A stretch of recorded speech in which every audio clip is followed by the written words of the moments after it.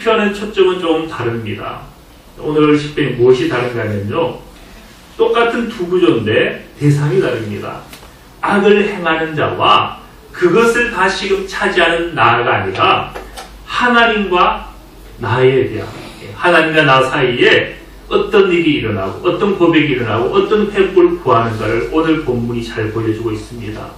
오늘 본문을 자세히 묵상하시면 어떤 유익이 있는가 하면요, 시험에서 자유롭게 되는 유익이 있습니다. 우리가 종종 시험을 들죠. 시험을 드는데 왜 드는가 하면 주로 사람들과의 관계 때문입니다. 악을 행하는 자가 내 기업을 빼앗아가고 나를 침해하기 때문에 우리가 종종 시험에 든다는 겁니다. 그런데 오늘 시편은요, 그 악과 나의 싸움이 아닙니다. 하나님과 그 악의 싸움도 아니고 하나님 앞에 있는 내가 누구인가를 철저히 보게 합니다. 그래서 사실 이 시편 묵상을 통해서 우리가 얻을 수 있는 유익이 무엇인가, 이 시편이 어떻게 잘못 묵상하면 상당히 어두운 탄식 같습니다. 그러나 여기 영적인 지혜가 있습니다. 이 시편 묵상을 통해서 참으로 내 가운데 어떤 회복이 이루어져야 될 것을 보여줍니다. 그래서 사람과의 시험이 아니라 하나님 앞에 나를 이끌고 간다는 거예요. 그래서 이 시편 묵상을 통해서 시험에서 자유롭게 되는 귀한 은혜가 있으시기 바랍니다. 자, 그러기에 노래 1절 말씀입니다. 여호와여, 주의 노하심으로 나를 책망하지 마시고 주의 분노하심으로 나를 징계하지 마소서. 잘 보이는가요? 네, 오늘 다행히 날씨가 좀 흐려서 예. 여호와의 주의 노하심으로 나를 책망하지 마시고 주의 분노하심으로 나를 징계하지 마소서. 우리가 정작 두려워할 것이 무엇이냐는 겁니다. 악을 행하는 자 때문에 우리가 두려워합니까? 그의 대적으로 말미암아 우리가 두려워할 것이 아니다는 겁니다. 진정으로 우리가 두려워할 것은 주님의 노하심이고 주님의 분노하심이다라는 사실입니다. 사람의 대적은요, 하나님이 막아주십니다. 그런데 만일 하나님이 우리를 대적하면 누가 우리를 막아주겠는가? 그런 이유로 우리가 사실 고민하고 두려워해야 될 것은 원수의 대적이 아니다라는 사실입니다. 이 비슷한 말씀 있죠. 사무엘상 2장 25절 말씀입니다. 사람이 사람에게 범죄하면 하나님이 심판하시려니와 만일 사람이 여호와께 범죄하면 누가 그를 위하여 강구하겠느냐 하되. 이 말씀을 오해하지 마실 것은요, 사람이 사람에게 범죄하면 하나님이 심판하신다고? 그렇다면 앞에도 심판이고 뒤에도 심판이면 똑같은 것이 아니냐, 그 말씀이 아닙니다. 앞에 말씀은 심판을 팔날 중재하신다. 사람이 사람에게 범죄하면 하나님이 변호해 주시고 중재해 주겠는데 사람이 하나님께 범죄하면 도대체 누가 그를 위해서 강구해 주고 중재해 주겠는가라는 겁니다. 중요한 것은 사람과 사람과의 문제가 아니라 나와 하나님과의 문제이라는 겁니다. 주님께서도 비슷한 말씀을 하셨죠. 너희가 인자를 나를 거역해도 사함을 받을 수 있겠으나 성령을 거역하면 오는 세대에도 사함을 받지 못한다는 겁니다. 왜 그렇겠어요? 예수님을 우리가 마음에 거역합니다. 그러나 그래도 교회는 있는 거예요. 우리 안에 성령님이 말할 수 없는 탄식으로 우리를 깨닫게 해주고 회개함으로 이끌기 때문에. 근데 그 성령마저 우리가 거역하면 우리가 어떻게 사함을 받겠느냐는 겁니다. 그래서 이 비슷한 말씀이죠. 사람과 사람과에는 하나님의 중재하심이 있습니다. 근데 우리가 하나님을 대적하고 하나님이 나를 대적하면 누가 우리를 위해서 중재하겠느냐라는 겁니다. 이 시편이 알려주는 게 그거예요. 본질이 무엇인가? 사람, 원수의 대적이 아니다는 겁니다. 우리 이 시편을 묵상해 보면 더 압권적으로 나타나는 고통은요, 원수가 주는 고통이 아닙니다. 누가 주는 고통인 것 같았어요? 다시 한번 읽어보세요. 38편. 이 고통은 하나님이 친히 주시는 고통입니다. 그래서 이 시편은요, 그것을 보여줍니다. 진정으로 우리가 무엇 앞에 놓이고 그것을 먼저 우리가 돌아보아야 될 것인가를 자세히 이 시편은 말씀하고 있습니다. 한번 생각해 보세요. 원수의 악을 행하는 것이 있다면 하나님이 나를 변호해 주시고 또 갚아주십니다. 그런데 하나님께서 이 허물을 나의 허물을 깨닫게 하기 위해서 박해를 하셨다면, 그를 통해서 핍박하셨다면, 그러면 문제는 다른 거잖아요. 하나님께 날 깨닫게 하기 위해서 원수를 통해서 나를 경고하셨다면, 그리고 하나님 갚아주시겠어요? 중요한 것은 하나님 앞에 있는 내가 누구인가라는 사실입니다. 그래서 오늘 이 본문을 자세히 묵상하면요, 우리가 그것을 발견할 수 있습니다. 과연 우리는 이 하나님 앞에 어떠한 자이고, 왜 오늘 이 시편에서 이 하나님의 진노와 하나님의 분노를 이렇게 자세히 말씀하고 있는가? 그것을 아파하는 이 다윗의 모습이 여기 나타나는가? 이 말씀은요, 우리에게 긴장하라, 하나님은 두려운 하나님이다, 그것을 말씀하는 것은 아닙니다. 그것이 아니라 우리가 더 이상 원수의 악행으로 말미암아 시험에 들 이유가 없다는 거예요. 우리 그것을 통해서 하나님은 우리를 깨닫게 하시고 우리를 연단하시고 풀무불에 단련시키는 것이 아니겠는가. 그래서 이 말씀을 자세히 묵상하면 오히려 우리가 범사의 시험에 들지 아니하는 유익을 얻을 수 있다는 사실입니다. 이런 지혜로 묵상하시기 바랍니다. 진정 지혜자는요, 이 원수가 대적할 때에, 핍박할 때에 그 뒤에 있는 무엇을 보는 자? 하나님의 손길을 보는 자. 좀 더 심한 말로 하면 그 속에서 하나님의 진노를 발견하는 인생이다라는 사실입니다. 우리는요, 그래서 핍박이라는, 환난이라는, 고통이라는 환경 가운데 그것을 통해서 나를 훈련하시고 말씀하시는, 훈계하시는 하나님의 음성을 들을 수 있어야 된다는 사실입니다. 이 시편 말씀을 예레미야가 3장 말씀과 더불어 같이 짝을 이루어서 묵상하시면 더 깊이 잘 묵상할 수 있습니다. 이 예레미야 3장 3장 1절 말씀도 분명히 말씀합니다. 여호와의 분노의 매로 말미암아 고난당하는 자는 나다. 우리가 생각하는 하나님은 사랑이고 긍휼이고 하나님 용서하시는 하나님인데, 분노의 매로 말미암아 고난을 당하는 자는 원수가 아니라 누구라고요? 나라는 겁니다. 나를 이끌어 어두움 안에서 걸어가게 하시고 비단에서 걸어가지 못하게 하셨다. 원수가요, 하나님이라는 겁니다. 하나님. 종일토록 손을 들어 자주자로 나를 치시는도다. 하나님의 손길이 늘 우리 가운데 있다. 그런데 그것은 마치 목자가 양을 인도할 때 막대기를 들어서 바른 길을 인도하는 것 같이 우리를 치신다라는 겁니다. 우리는요, 참으로 우리가 제자라면 이 말씀을 받아야 되는 것이고, 그런 이유로 사람으로 말미암아 아파할 이유가 없습니다. 그 사람의 인생의 채찍은 하나님께서 잠시 그를 사용하셔서 나에게 말씀하고자 하시는 하나님의 음성일 뿐이다라는 겁니다. 우리는 그때 사람을 바라보는 자가 아니라 사람 바라보면 어떻게 됩니까? 불평불만하거나 시험에 들게 되고 넘어지게 되고 실족하게 됩니다.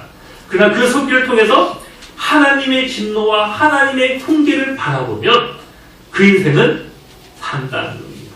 이 시편이 얻은 시편이 아니라 우리에게 지혜를 주는 생명의 말씀이 된다는 사실입니다. 그런데요, 우리 이 시편에 묵상할 때 보면 1절 한번 보실까요? 여호와의 주의 노하심으로 나를 책망하지 마시고 주의 분노하심으로 나를 징계하지 마소서. 자, 하나님의 분노가 하나님의 징계면 우리가 이 징계를 받아야 됩니까? 거부해야 됩니까? 받아야 되잖아요. 오늘 시편에는 징계하지 마소서. 그러면 목사님 말씀하고 오늘 시편하고 좀 다른 것이 아닙니까? 그게 아닙니다. 자, 우리 계시록 3장 19절에 보면요, 하나님의 책망과 징계가 나타납니다. 내가 사랑하는 자를 책망하면 징계하노니 그러므로 내가 열심을 내어서 회개하라. 볼지어라 내가 문 밖에 서도 두드리지 않느냐. 누구든지 내 음성을 듣고 문을 열면. 자, 하나님의 책망과 하나님의 징계는 사실 알고 보니 책망도 아니고 징계도 아니라 초청인 겁니다. 초청인 거예요. 나를 받아들여라. 그러면 너희도 나와 함께 더불어 먹고 마시고 잔치할 것이 아니냐. 겉으로는 책망이지만 알고 보면 초청이다라는 사실입니다. 그런데 왜 다윗은 진노하지 마소서, 책망하지 마소서라고 고백했습니까? 그것은요, 다윗이 바로 여기서 철저히 회개하고 있는 자신의 모습을 보는 겁니다. 하나님, 나는 주님의 진노로 말미암아 주님의 분노로 말미암아 나의 허물로는 주님 앞에 나아가지 못하고 주님 앞에 설 수가 없어. 주님의 초청을 받아들일 수 없사오니 하나님께서 나의 허물을 이제 용서하시고 그의 분노를 거두어 주옵소서. 그런 표현입니다. 분노를 거부하는 것이 아니라 내가 하나님 앞에 얼마나 허물 많은 인생인 것을 아오니 이제는 용서하여 달라는 회개의 강구다라는 사실입니다. 그래서 우리의 이 주님의 책망과 주님의 징계는요, 받을수록 우리가 구원의 빛을 보는 것이고 그 차원에서 이런 고백이 가능한 거죠. 하나님, 나는 마땅히 나의 허물로 말미암아 심판받을 수밖에 없고 진노로 말미암아 저 지옥 심판 가운데 멸할 수밖에 없습니다만 주님의 보혈로 말미암아 나를 긍휼히 여겨주시고 그 심판을 내게서 옮겨주시고 하나님이 그 이웃 원수를 통하여 나를 징계하는 그 징계에서 이제는 긍휼히 여겨주셔서 그 징계가 그치게 하여 주옵소서. 하나님의 진노를 거절하는 것이 아니라 거기에 대한 용서와 긍휼을 구하는 기도가 바로 이 시편인 것을 우리는 묵상하게 됩니다. 우리 여기서 발견할 것은 이겁니다. 바로 하나님의 징계와 원수의 대적은 다른 것이 아니라 하나일 수 있다는 것입니다. 하나님께서 그 통로를 통하여 내게 말씀하는 것일 수 있다는 사실입니다. 우리 이스라엘의 역사를 보면 알 수 있잖아요. 이스라엘을 범죄할 때에 하나님이 직접 나타나셔서 이스라엘을 막 책망하셨습니까? 아니잖아요. 블레셋을 통해서, 애국을 통해서, 아비멜렉을 통해서, 이방 나라를 통하여, 이웃을 통하여 하나님께서 말씀하셨다라는 사실입니다. 진정한 지혜자는요, 그런 시험이 올 때에 거기서 그 이웃을 주목하는 자가 아니고 원수의 대적을 주목하는 자가 아니라 그 안에서 자기의 허물을 보는 그 지혜가 있다라는 사실입니다. 그래서 우리 20편 묵상해 보면요, 하나님을 어떻게 그리고 있는가 하면 원수의 대적자로 그린 겁니다. 시편 보세요. 하나님이 너무 짓궂어도 우리 생각을 넘어서는 겁니다. 주의 화살이 누굴 찌릅니까? 나를 찌르는 거예요. 주의 손이 나를 심히 누르시나이다. 하나님이요, 원수의 대적과 같이 그리고 있습니다. 이 시편에는. 주님의 활이 나를 찌르는 것이 아니며 주님의 손이 나를 심히 누르시는 것이 아닙니까? 근데 예레미야가 3장 또 마찬가지입니다. 활을 당겨 나를 화살의 관역으로 삼으시니요. 이 원수가 지금 하는 게 아니에요. 하나님이 그와 하신다는 겁니다. 화살통의 화살들도 내 허리를 맞추셨도다. 반대로 묵상하면 우리 어떻게 묵상할 수 있을까요? 이런 원수의 핍박이 있을 때에 우리는 그 원수를 향하여 미워하거나 불평할 이유가 없고 누굴 봐야 된다는 거요? 분노하시고 징계하시고 나를 가르쳐 주시는 하나님을 거기서 우리는 보아야 된다는 사실입니다. 이런 지혜가 우리에게 있어야 된다는 사실입니다. 이런 은혜가 있으시기 바랍니다. 그러면 우리가 시험에 들 일이 없습니다. 주의 진노로 말미암아 내 살에 성한 것이 없사오며 나의 죄로 말미암아 내 뼈에 평안함이 없나이다. 본질은 악을 행하는 자의 템포가 아닙니다. 단지 나의 약함을 다스리시고 연단하시기 위한 주님의 풀무불이다라는 사실입니다. 그런데 우리가 그것을 놓치고 그 앞에서 아파하고, 물론 아파할 수밖에 없겠습니다만 불평하고 시기하는 것은 본질을 놓치는 일이 됩니다. 우리 참으로 조심하고 두려워해야 될 것은 사람의 악행이 아니라 하나님 앞에 있는 나는 누구인가 라는 겁니다. 그런 차원에서 다윗이 두려워하는 것은 이겁니다. 이 원수에 대한 그것이 아닌 겁니다. 원수의 악행은 앞서서 고백한 것처럼 속히 사라지는 거예요. 의인이 지나가면 30편 35절 의인이 지나가면 악을 행하는 자들이 다 어떻게 됐다고요? 다 사라졌다. 그렇다면 중요한 게 무엇입니까? 내가 의인인가요? 내가 의인이면 악을 행하는 자들은 내가 지나가면 사라지는 거예요. 근데 여전히 그들이 있다는 것은 오히려 내가 그토록 싫어했던 악인 가운데 나도 내 길도 역시 악인의 길이 아니었는가. 우리가 그것을 발견해야 됩니다. 어떤 시련이 통해서 끊임없이 어떤 사람을 통하여 분명히 우리가 어떤 환경이 바뀌었는데도 그런 사람이 항상 내 곁에 붙어 있을 수 있습니다. 그러면 여기서 우리가 무엇을 발견해야 됩니까? 아, 그래. 저 형상이 바로 내가 그토록 싫어했던 그 형상이 나의 형상, 나의 투영일 수 있겠다는 거예요. 하나님께서 그를 통해서 너에게 말씀하시고 너가 연단되지 아니할 때에 너의 똑같은 형상이 바로 그다. 그것을 내게 보여주시려 함이 아닌가. 우리는 분명히 알아야 된다는 사실입니다. 3절 말씀을 한번 보세요. 주의 진노로 말미암아. 자, 37편 1절에 이렇게 말씀했죠. 악을 행하는 자들 때문에라고 했습니다.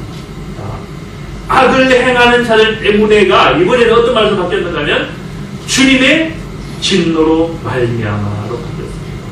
근데 이 주님의 진노로 말미암아가 마지막에는 무엇으로 바뀌었어요? 나의 죄로 말미암아. 좀 생각해 볼까요? 예. 우리가요, 우리 그 신앙의 어떤 단계들이 있죠. 신앙 고백의 단계들이 있습니다. 우리 신앙의 단계는 이 셋 중에 하나에 머물러 있을 수 있습니다. 하나님, 참 악을 행하는 자 때문에 힘듭니다. 예, 이런 단계에 머물러 있는 것이고, 어떤 자는 그 안에서 그를 통해 말씀하시는 하나님 훈계를 붙잡는 자가 있습니다. 하나님, 주님의 진노로 말미암아 제가 상한 것이 없습니다. 이런 법이 있습니다. 근데 더 나아가서 더 지혜자는 그것은 나의 죄로 말미암아 주어진 것이다 라는 겁니다. 그래요, 우리가 시험에 들 이유가 있습니까? 없습니까? 우리가 어느 단계에 나아가야 돼요? 네, 세 번째 단계에 나아가야 돼요. 근데 세 번째 나아가기 위해서는 첫 번째와 두 번째와 세 번째는 하나인 거예요. 하나인 거. 구분이 됩니까? 악을 행하는 자 때문에 하나님께 왜 그 가시를 붙여줬겠어요? 나의 허물 때문에. 이 허물을 깨달으라고 악을 행하는 자도 내 곁에 붙여주는 거예요. 우리는 거기서 하나님이 말씀하시는 하나님의 진노를 보아야 된다는 겁니다. 그 진노는 하나님 짓궂어서가 아니라 나의 죄로 말이야. 나를 더 정결하게 빚기 위하여서 하나님이 하셨다는 겁니다. 우리가 좀 더 이 분리가 일어나면 안 된다는 겁니다. 나의 죄와 악을 행하는 자의 대적이 분리가 되어서는 안 됩니다. 성경에 보면 이런 분리 때문에 하나님께 책망받은 자들이 있죠. 사이에 말씀이 사라졌네요. 자, 이 말씀이 무슨 말씀인가 하면 주님께서 바리새인을 책망한 겁니다. 바리새인이 얼마나 가식이 많았는가 하면요, 이런 고백을 한 겁니다. 주님한테. 주님, 아니면 세상 사람들 향해 이야기한 거죠. 우리가 만약에 구약에 있었다면 우리는 선지자를 죽이지 않았을 것이다. 의인을 핍박하지 않았을 것이다. 그 얘기를 바리새인들이 하는 겁니다. 근데 주님께서 무슨 지적을 하셨는가 하면요, 이와 같이 말씀한 겁니다. 그러므로 내가 너희에게 선지자들과 지혜 있는 자들과 서기관들을 보내네. 자, 주님은요, 너희 조상들에게 보내었다라고 말씀하지 아니하고 너희에게 보내었다. 그랬더니 너희가 그 중에서 더러는 죽였고 더러는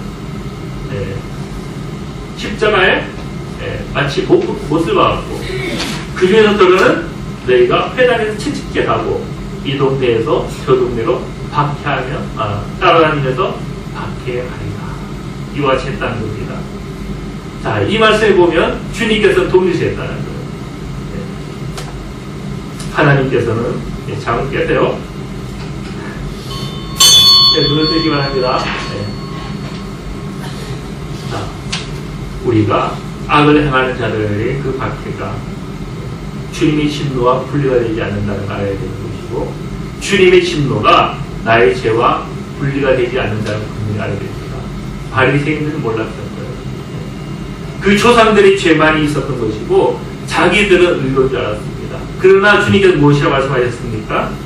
너희가 한 것이요, 내가 너희에게 보내었고 너희가 바로 이와 같이 행한 것이 아니냐라고 말씀하셨다는 겁니다. 우리가 이런 분리가 일어나기가 아주 쉽습니다. 이 말씀 이제 나타나죠. 그들이 이렇게 변명한 거죠.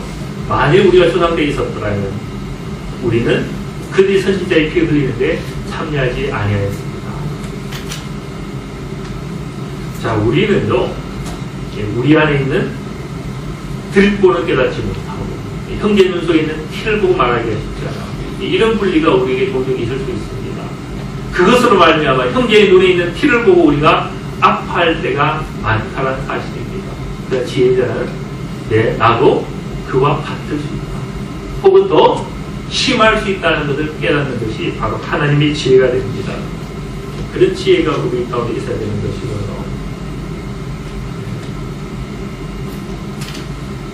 하지 말씀입니다. 내 지악이 내 머리에 넘쳐도 무거운 짐 같으니 내가 감당할 수 없나이다. 내 상처가 썩어 악취가 나며 내가 우매한 악취가 나오니 내가 우매한 까닭이로소이다.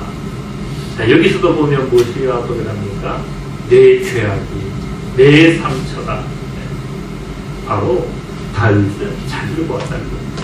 내 머리에 넘쳐서 무거운 짐 같고 그래서 내가 감당할 수 없는 거예요. 원수의 박해 때문에만 힘들어하는 것이 아니라 이 모든 것이 내 죄악에 기초되는 것이고 내 상처로 말미암아 내가 썩어 악취가 나는 자가 아니고 그것은 내가 우매한 까닭 때문이 아닌가. 이 진정한 사람은 하나님 앞에 놓인 인생입니다. 하나님 앞에 자기가 어떤 자인 것을 분명히 아는 것이고 그것을 가지고 하나님 앞에 붙잡고 참고 나아가서 아뢰는 인생이다라는 사실입니다. 성경에 보면요, 다니엘이 이와 같이 고백했죠. 내가 이같이 말하며 기도하여 내 죄와 내 백성 이스라엘의 죄를 자복하고. 우리 생각에 다니엘이 얼마나 의롭습니까? 그렇잖아요. 그런데 이 다니엘이 기도할 때에 무엇을 자복했는가? 단지 나는 깨끗한데 저 흉악한 이스라엘의 죄악을 자복한 것이 아니라 내 죄와 내 백성 이스라엘 죄를 자복하였다. 우리는요, 다니엘도 그러왔다는데 우리의 허물을 우리는 자복하는 인생이 되어야 된다는 사실입니다. 내가 바로 그 우매한 자인 것을 우리는 알아야 된다는 사실입니다. 우리가 알기를 어디까지 알아야 되는가면요, 내가 아픈데 힘이 구부러졌다는 겁니다. 조밀토록 슬픔 중에 단질 수밖에 없는, 내 허리에 열기가 가득하고 내 살에 상한 곳이 없도록 내가 피곤하고 힘이 상하였다.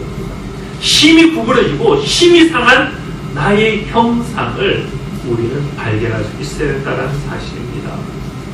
주님의 눈으로 우리를 볼 때 우리가 여기서 조금이라도 나은 인생이 아니다라는 사실입니다.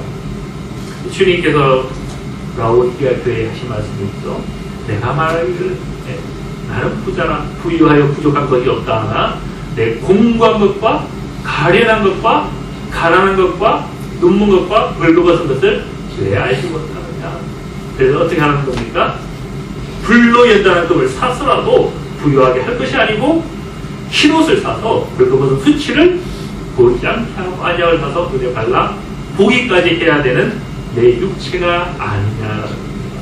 우리가 우리 자신을 우리의 허물을 보지 못하고 단지 원수의 대적만을 바라보는 것은 지혜가 아니다라는 사실입니다. 자신의 연단을 아는 인생은요, 이런 기도 가능합니다. 나의 모든 소원이 주 앞에 있사오니 나의 탄식이 주 앞에 감추이지 아니하였나이다. 왜 그래요? 대적 때문입니까? 아니고 내게 있어서 고쳐져야 될, 내게 있어서 진단받아야 될, 내게 있어서 회복되어야 될 이 모든 것을 보면 나의 소원은 곧 탄식이 될 수밖에 없다라는 사실입니다. 온유한 자가 결국 그와 같은 자일 거예요. 나는 힘이 낮아졌고 나는 회복되어야 될 자인 것을 아는 자가 온유한 자예요. 나는 아담과 하와같이 에덴을 물려받던 자인데 그것을 어둠으로 말미암아 불순종으로 말미암아 강탈당하였고 이제 내가 순종을 통하여 회복되어야 될 자인 것을 아는 영혼, 그것이 바로 온유한 자다라는 겁니다. 그래서 우리가 나의 모든 소원이 곧 나의 탄식이 되기까지 나의 어떠함을 우리는 분명히 알 때에 진정으로 하나님께서 주시는 그 약속 앞에 지혜자로 우리는 거듭날 수가 있습니다.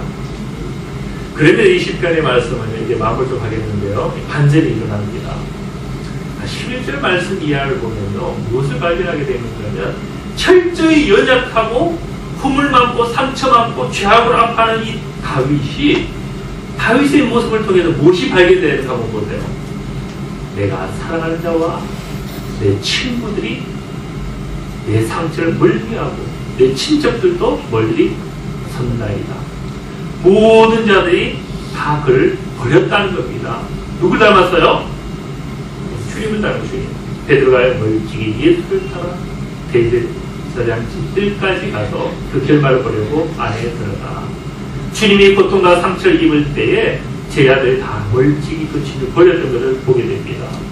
다윗의 약함을 통하여서 누구의 약함이죠? 글서의 약함, 글서의 고난받음이 여기서 이제 보여지고 있다는 사실입니다. 다윗이 고백합니다. 내 생명을 찾는 자가 올물 놓고 나를 살리하는 자가 괴악한 일을 행하여 종일토록 음모를 꾸미오나. 주님이 대적자들이 종일토록 주님을 생명을 잡아 죽이려고 의논하면서 계략을 꾸면서 바로 이 다윗의 철저한 약함이 예수 그리스도의 고난을 가르치고 있다는 사실입니다. 그다음 말씀도 다르지 않죠? 다윗은 또 고백합니다. 입을 열지 아니하였사오니 내 입에는 반박할 말이 없나이다. 그 대적자 앞에서 다윗은 반박할 말이 없는 거예요. 왜요? 자기 허물을 생각하면 자기가 스스로 나를 위해 변할 이유가 없다는 겁니다. 그래서 침묵하였죠. 그런데 그 영상이 마치 누굴 가리키고 있는가 하면 오실 메시아의 고난을 나타내고 있다는 사실입니다. 주님도 말씀하셨어. 아무 대답도 아니하셨다는 겁니다. 한마디도 자신을 위하여 변하지 않으셨다는 사실입니다. 무엇을 보여줍니까? 우리는 우리 자신의 형통을 가지고 하나님께 영광 돌리기 원합니다. 우리의 잘됨으로 말미암아 하나님께서 나를 위해 위대한 일을 하셨다라고 이야기하기 원합니다. 그렇게 되시면 좋겠습니다. 그러나요, 우리 철저히 나의 낮아짐과 약함을 통해서도 누굴 드러낼 수 있다고요? 주님을 드러낼 수가 있습니다. 요나가 물고기 뱃속에 들어간 것은 순종함을 통해였습니까? 불순종했을 때입니까? 불순종했을 때죠. 근데 그 불순종을 통해서 결국 무엇을 나타내었어요? 주님의 죽으심을 나타내었잖아요. 우리의 연약함이 드러나는 것, 우리가 주저할 이유가 없습니다. 나의 연약함을 통하여서도 오히려 주님의 고난과 주님의 약함을 우리는 나타낼 수 있다는 사실입니다. 우리가 진정으로 지혜자는 자신의 우명을 깨닫고 자신의 상처와 자신의 얼마나 낮아짐을 붙잡는 것, 그 인생은 오히려 주님을 드러낼 수도 있고 그 통로로도 사용될 수 있다는 사실입니다. 하나님의 일을 경험함으로 하나님을 위대한 일을 나타내는 것은 오히려 내가 죽어지고 내가 철저히 약함을 붙잡을 때에 오히려 주님이 영광 받으시고 나타날 수 있다는 사실입니다. 우리가요, 나의 몸을 다 가리우고 가식적인 어떤 형통과 어떤 그 영광으로 말미암아 주님을 나타내려고 해서 안 됩니다. 철저히 우리가 자신을 바라보고 그 앞에서 행하는 하나님의 철저히 자신의 인생을 내려놓는 그 인생이 바로 하나님의 위대한 일을 본다는 사실입니다. 결국 이와 같은 법이 나타날 수밖에 없는 거죠. 매주 하나님이 내게 응답하시리이다. 우리의 문제는요, 나의 원수가 어떻게 되는 데 있지 않습니다. 하나님이 응답하시면 그것으로 끝이 난다는 사실입니다. 다른 건 중요한 게 아니에요. 내가 넘어지게 되었고 나의 변신함과 내가 있사오니 내 죄악을 아뢰고 내 죄를 슬퍼함이니이다. 무슨 말이었답니까? 이 다윗의 고백 가운데 보면 18절에 내 죄악을 아뢰고 내 죄를 슬퍼한다고 있습니다. 무슨 얘기인가 하면요, 다윗은 자기의 죄악을 고백할 때에 단답형으로 고백하지 않았습니다. 하나님 내 죄악을 용서해 주십시오라고 말씀하지 않았습니다. 죄악을 아뢰고 또 죄를 슬퍼한다. 반복적으로 말씀하고 있는 겁니다. 이 하나님의 용서와 긍휼도 보면 이 이사야를 통해서 보여지는 것은 실제로 보세요. 내 악이 사해졌고 내 죄가 사해졌다. 악을 따로 사하였죠. 또 죄를 따로 사하였다라고 말씀하고 있습니다.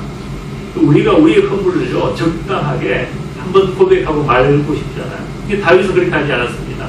자기의 악을 회개했습니다. 그리고 자신의 죄도 회개한 거예요. 하나님 앞에서 사람 앞에서 모든 허물을 다 토로했을 때에 하나님도 여전히 악도 사해 주시고 죄도 사하여 주셨다는 사실입니다. 우리가 그와 같을 때에 하나님이 바로 응답하시는 것이고, 그렇다면 진정으로 내 원수가 얼마나 활발한가 중요한 것이 아닙니다. 내 원수가 얼마나 강한가? 얼마나 부당한가? 얼마나 원수가 많은가? 중요한 게 아닙니다. 21절 말씀처럼 하나님이 나를 만나주시면, 나를 버리지 아니하시고 나를 멀리하지 아니하시면 된다라는 사실입니다. 그래서 우리가 이 말씀을 다음 사했는데요. 우리가 오늘날 붙잡을 것은 사랑한테서의 문제가 아닙니다. 내 원수가 얼마나 나를 괴롭히는데 하나님 갚아달라고. 그것을 넘어서서 무엇을 보아야 됩니까? 그렇게 될 수밖에 없었던 나의 연약한 이 그릇, 빚어져야 되는 이 나의 그릇을 우리는 철저히 주님 앞에 고백하고 내려놓고 나의 죄악과 나의 범죄를 하나님께 고백해야 된다는 사실입니다. 그러면요 우리가 시험 될 일이 없어요. 하나님 앞에 있는 나의 힘을 보면 우리가 인생 앞에 시험 될 일이 없다는 사실입니다. 철저히 속히 나를 보소서 주 나의 구원이시여 이 고백이 내 것이 되기를 원하면 먼저 철저히 주님 앞에 서게 되는 저와 여러분들 다 되시기 바랍니다. 기도합니다. 하나님 아버지, 하나님 아버지, 속히 우리를 도우시는 그 하나님을 우리가 붙잡습니다. 그를 위하여 우리가 사랑 앞에 놓이기 전에 주님을 바라보게 하여 주시옵소서.